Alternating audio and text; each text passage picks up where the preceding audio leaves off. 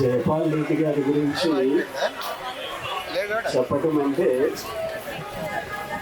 నేను పరివర్తన లాంటి మేధస్సుని మనం అర్థాల్లో చూడటమే అవుతుంది.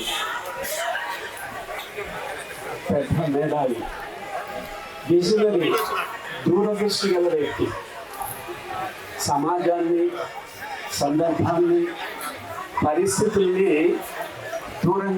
దూరదృష్టితో ఆలోచించేటటువంటి వ్యక్తి.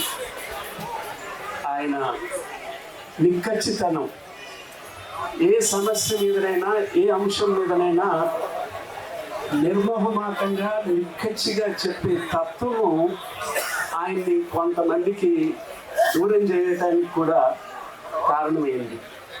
ఆయన నిక్కచ్చితనం, నిర్భయంగా భావాలు వెల్లడించటం, ఎవరినైనా ఎదిరించే తత్వం. ఆయన అధికారంలో ఉన్నప్పుడు కూడా సమస్యల మీద ప్రధానమంత్రిని కూడా ఇది కాదు అని చెప్పి నిక్కచ్చిగా వ్యవహరించిన ఘటనలు కూడా మనకందరికీ తెలుసు. ఆ నిక్కచ్చితనం, నిర్మోహమాటం, మేధో సంపత్తి దేశంతో పాటు మనం తెలంగాణ కోల్పోయిందని చెప్పడానికి విచారిస్తున్నాను. ఈ సందర్భంగా రాష్ట్ర ప్రభుత్వం అధికారికంగా జయంతి, అలాగే మరణించిన తేదీ ఆ రోజు కూడా ప్రభుత్వ పరంగా చేపట్టడం అనేది ఆశనీయం.